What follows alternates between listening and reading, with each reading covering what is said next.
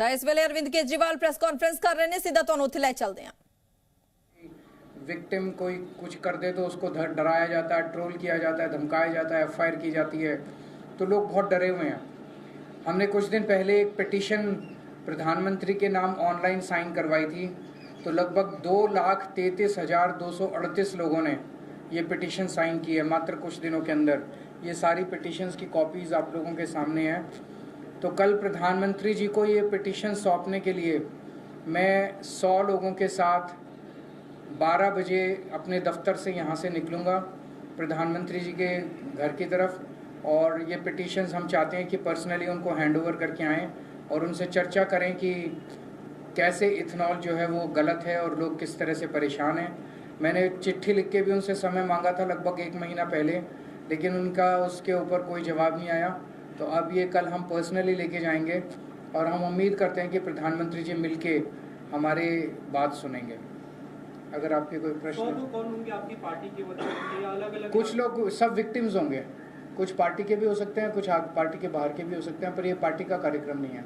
कल आपने इन्फ्लुएंसर के साथ वीडियो पोस्ट किया, एक माइनर लड़की की क्षमा जो थी उसके ऊपर, और आपने ये क्लेम किया है कि दबाव बनाने की, डराने की कोशिश की जा रही है।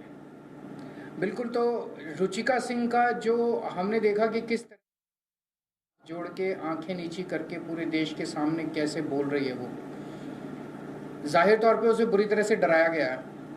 तो एक तरफ तो प्रधानमंत्री जी आके कहते हैं कि बच्चों मैंने आपको माफ़ कर दिया, और दूसरी तरफ प्रधानमंत्री जी इस तरह से एक छोटी सी बच्ची को, 15 साल की बच्ची को अपनी पूरी ताकत लगा के झुका देते हैं, उसे माफ़ी मंगवाते हैं पूरे देश के सामने और उसका वीडियो जारी कराते हैं।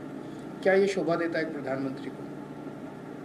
तो डराने की कोशिश, बिकॉज सबसे बड़ा कंट्रीब्यूशन सीजेपी के आंदोलन का ये हुआ कि जो प्रधानमंत्री जी ने सबको डरा रखा था पूरे देश में, कोई कुछ बोलता था उसके पीछे ट्रोल छोड़ देते थे, धमकियां देते थे, गंदी गंदी गालियां देते थे, गंदी गंदी धमकियां देते थे, एफआईआर कर देते थे, गिरफ्तार करा लेते थे।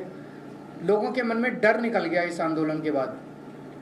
खूब खुल के लोगों ने मोदी जी के खिलाफ बोला।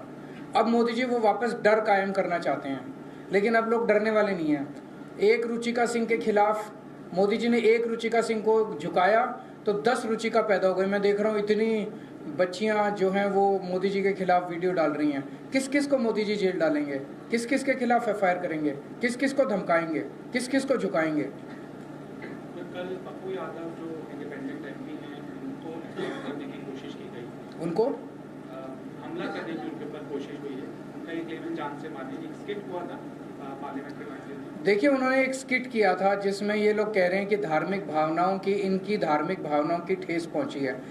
मैं उनसे, प्रधानमंत्री जी से ये पूछना चाहता हूं कि चंदा चोरी हो गई, भगवान राम के मंदिर से में इतना बड़ा घोटाला हो गया, रामचंद्र जी की पादुका चोरी हो गई, उनका मुकुट चोरी हो गया, उनकी सारी चीज़ें चोरी हो गई, उससे तुम्हारी भावना वो नहीं हुई, उससे तुम लोगों की भावना खराब वो नहीं, आहत नहीं हुई? तुम लोगों मतलब खुलेआम घूम रहे हैं उनके चोर, वो चोरों को पकड़ के जेल में नहीं डालेंगे। उसी तरह से नितिन नवीन जी के कार्यक्रम के अंदर भगवान हनुमान जी को उनके सामने, उनकी गाड़ी के सामने नचा रहे हैं। वो भावना आहत करने वाली बात नहीं है।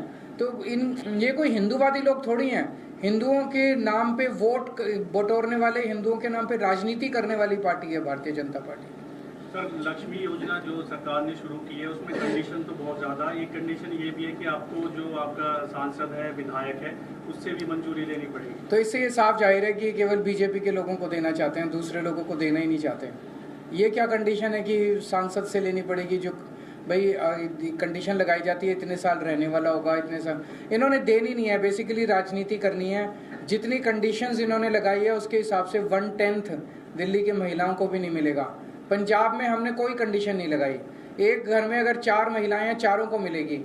हमने किसी तरह की अमीर गरीब जात पात कोई भेदभाव नहीं किया। तो जैसे पंजाब में सबको दे रहे हैं, साफ नीयत से दे रहे हैं, ऐसी दिल्ली में भी दो अगर नीयत साफ हो तो। सर, ब्रिजभूषण शरण सिंह को कोर्ट ने बरी कर दिया है, एक बड़ा मुद्दा बना था हरियाणा चुनाव से पहले, महिला पहलवानों ने दोनों पीड़ित का। ये काफ़ी दुर्भाग्यपूर्ण है अगर उनको बरी कर दिया है, क्योंकि सारे सबूत थे, सारे गवाह थे, इतने लोगों ने उनके ऊपर आरोप लगाए थे। लेकिन मैंने अभी देखा नहीं है ऑर्डर यहाँ पे आने के पहले, उसके बाद ही मैं कुछ टिप्पणी करूँ।